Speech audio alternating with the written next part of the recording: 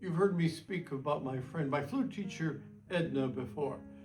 In this story, she had moved out of her house because of aging into assisted living. But she had one hobby she really liked, and she'd ask me to take her sometimes. That's to garage sales, rummage sales, estate sales. So we went to an estate sale. It was a Saturday. Walked around. It was a farm. And so tractors, snow blowers, harrows, hoes, all sorts of stuff. And she's looking at it all, and the auction begins. We sit down. And finally, a box, a wooden box, probably a drawer from a workbench, was like item number 125. And she bid on it, $1. And so somebody bid against her, 125. So she bid 150. So she bid back and forth, back and forth.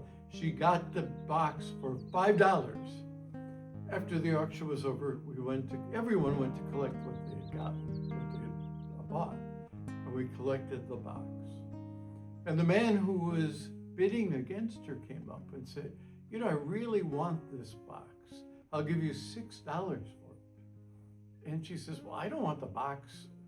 I just want one item in it. And so he says, what's that? So she reached down. It was a bunch of wood pieces. She says, I want these.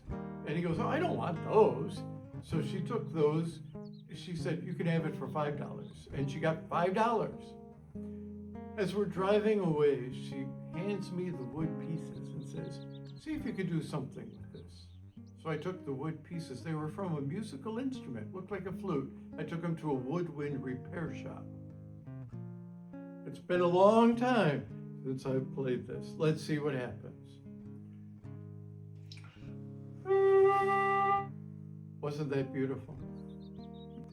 And about a week later, the guy called and said, I will give you $10,000 for this. $10,000. And so she recognized what it was. It was an old antique wood flute that she had been bidding for. But everyone else thought it was just garbage. And it was really valuable.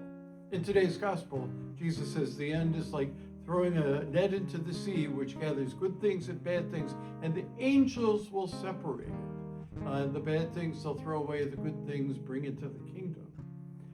I'd say there's a few lessons here. First, let the angels do that. We want to do that. Oh, we write this person off, or that person's garbage, or this person's worthless. And that's lesson number one.